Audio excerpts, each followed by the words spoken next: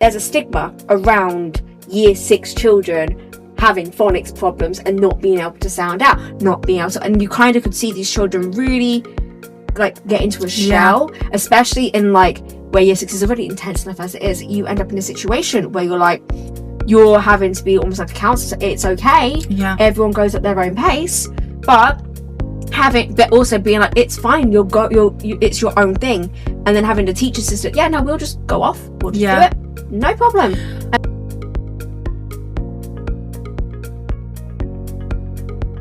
So, Shirley, you're obviously a Key Stage 2 teacher mainly, and I was thinking the other day about how when I was training, I used to do whole school training on how we teach children to read, and quite often especially years ago, the Key Stage 2 teachers in the room would sometimes be a bit like, oh, we can sit at the back and eat the Haribo on the table and have a laugh, because I think I wouldn't say they thought it was a jolly, because they're professionals, but obviously they didn't feel like it was as relevant to them as it might have been to the reception and Key Stage 1 teams.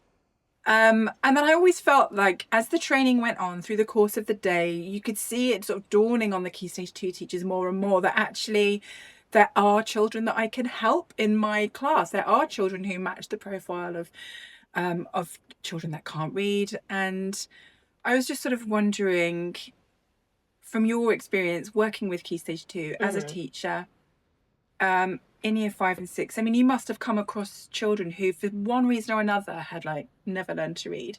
Well, I'll admit I was one of those people in the back of the like staff meetings where it's just like, why am I here?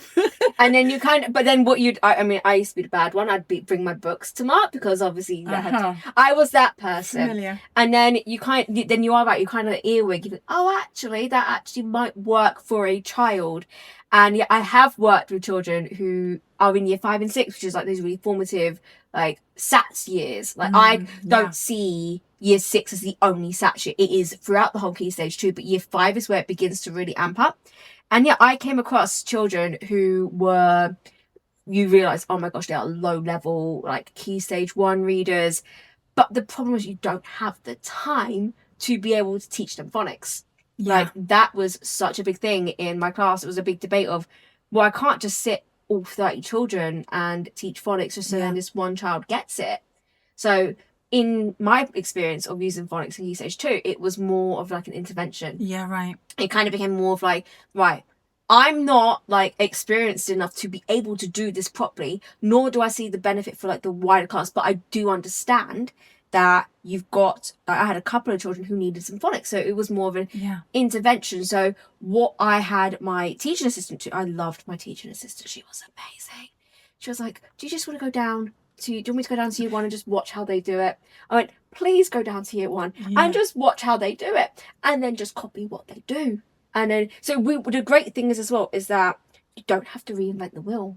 Oh no, absolutely. In fact, that's the worst thing you can do. Oh my gosh. And that's a really good point, because I feel like even if you're a Key Stage 2 teacher who doesn't really have children who need that extra support, although I think it's very few classrooms where that's the case, but I think it's really important that you understand how the children learned to read before they came to you, because for any child, if they come unstuck or if they hit a bit of a block, if you understand as a teacher of older children how they learned to read in the first place, then you can say, well, hang on, go back to your phonics, go back to what you learned before, break it down, remember those skills you learned, and you can help to guide them back to rely on those skills that they can have for a lifetime, and I feel like just having that knowledge. But you're right about teaching assistants, and I feel like, oh my gosh, that kind of is the solution to many Key Stage 2 teachers. So it just shows how it's really important that everybody is really trained, I think. And a good Key Stage 2 teaching assistant is brilliant. It can be brilliant. Oh my gosh, literally. Children.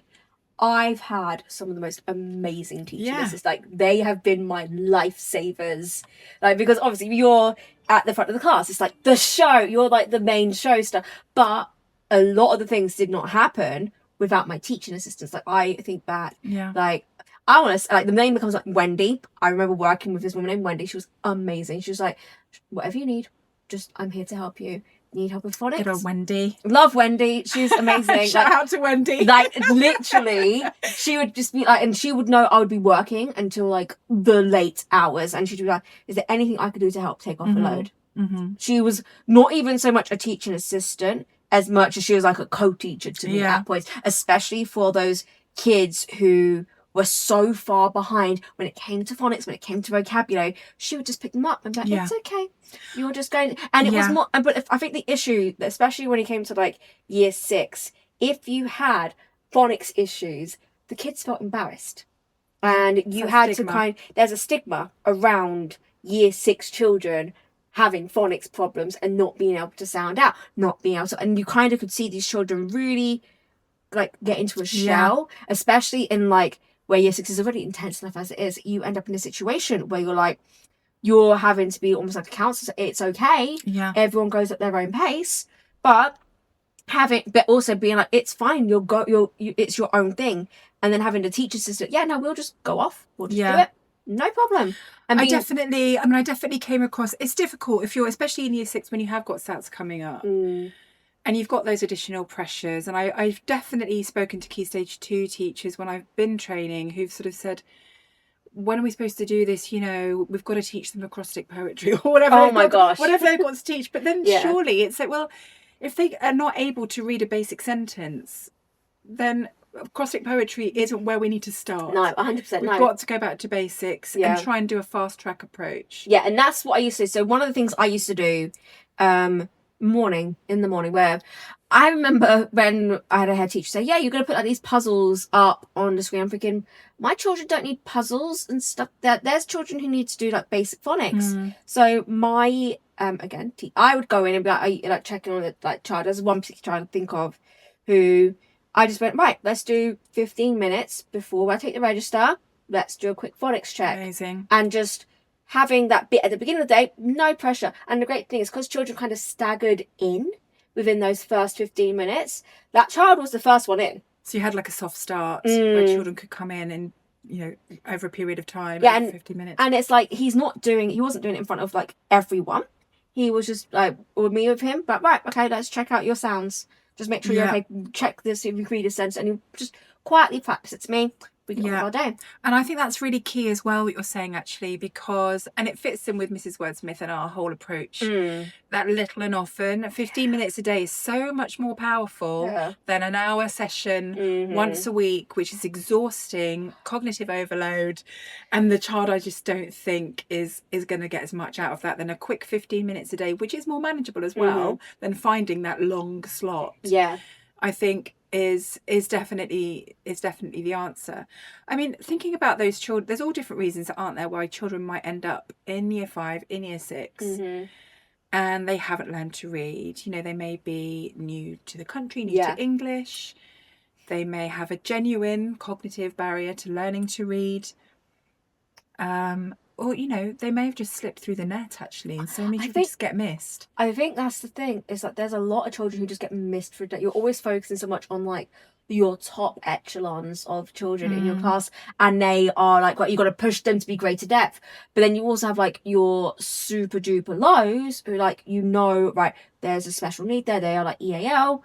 You focus on. Then there's, like, the middle of the pack. And I feel like a lot of the middle, especially at the lower end of the middle pack, can easily slip if you let go of the gas brake, basically. And that's what in year 5 and 6 you could see clear as day who was like the lower end of the middle of the pack and who was slipping through. Because I remember this one girl just used to be very shy at the back, confident, loud girl, but when it came to my lessons, no, she'd be quite thinking, what are you doing? I called her out on it. I said, what are you doing? You're very different in my classroom than you are outside in the playground playing. She's like, and then she told me she was like really nervous about like learning because she's always felt like she couldn't do it. And it's only going to get, as the years go by, that's going to magnify, isn't it? Because everyone else is moving ahead so much further and further and further. And actually, it's another reason why it's really important that Key Stage 2 teachers are trained in phonics, so they can actually spot the children that somehow have got through Key Stage 1. You know, it's those children who are not on the register at school, but have been there since reception. And you just think, how has this child got to this stage in their school career and they haven't learned how to read, and if all of the teachers that, you know, the year 3s, 4s, 5s, 6s, if they know what to look for, then I just think, you know, what we don't want is sending them to secondary school having not learned to read. I've had a child who was like this close to being that, and I taught a class for 2.5 years, and I picked it up almost immediately at the end of year 4. I said, like, I read through this child's work, and I'm just like, you don't know your phonics, because the way in which they were spelling was like how they were speaking, and that's what a lot of, especially the lower end of the middle of the pack, they kind of find like survival techniques almost, like, because they just want to survive. Masking. Yeah, it's a mask, and it's up to like the adults around to realize, right, they're masking something. The earlier you can get that mask off them, the easier it is to kind of get them into a space where they've got it right. So this child went from, like, she did not know her phonics. Like, you read her work, the phonics was all, you could read it because you understood the sounds, but the spellings were wrong. And then I asked, I was like, what's happened with the spellings? Oh, I spelled it based how I sound, like how I say it. And so, okay, phonics intervention, that helped her out massively. Spelling that was her only issue, was the spelling and the phonics of things, which when it comes to writing moderations, that's a really big thing they look at, is spellings. Yeah, and phonics will give you that great sort of foundation starting point for spellings, but then also you need to keep developing spellings beyond year 2 when phonics finishes, because there's so many variations in our spelling system. And that's the thing, is that phonics stops at year 2. You could even argue it stops once the phonics screening ends, and then obviously you have the cluster of children who have to redo it in year 2. But Key Stage 2, it's not the biggest thing on their like radar. It is like reading comprehension. It's not even like decoding the sound. You go into like different leveled things. I know we're going to talk about in other episodes of this, but I just feel like phonics is the foundation that every teacher needs to have, essentially. But you can't just leave a child there and then they just drop off spelling wise. You've got to keep it going. You have to be on it, because if you're not on it, then in secondary school they're going to find out, and then they're going to slip further and further and further into, like, especially since I don't know how big your schools are. I think the biggest year group I had was 90 kids for year 6. They go off to secondary school, they're one of 200 children. They're not going to get picked up, and it's your responsibility as like the teacher to pick them up before they get to secondary school. I absolutely believe that it is the responsibility, and that's one of the core messages that I would always say in training, as I would to the Key Stage 2 teachers, is, you know, if I came across the attitude of, oh, but isn't this a Key Stage 1 that learning, I'm saying, well, if you have children in your year 6 class who have not learned to read, then it is your responsibility. 100%.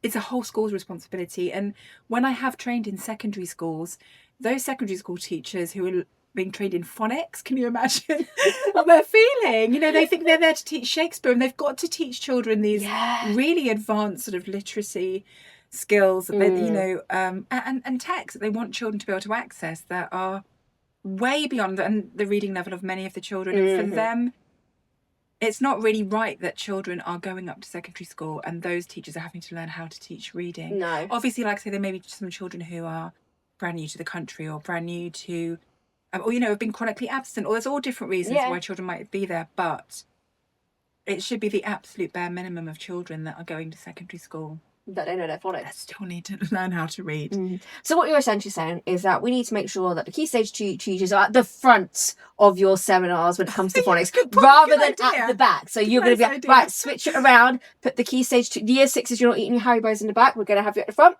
And then the year 1s and year 2s, who probably know what they're doing more so than the Key Stage 2, can be the ones eating the Haribos. Maybe that's a good point. And I do feel like, having said that, the Key Stage 2 teachers, by the end of the training, would always have found value in it. But it's more that sort of preconceived idea that this isn't really a Key Stage 2 thing. But, you know, I think we've all worked with children who are towards the end of their primary school lives and need that help and need that expertise in the classroom to help them. Yeah, and I think that's the responsibility of everyone in the school to make sure that happens. I totally agree. Yay. Thank you for talking to me about this. Yes.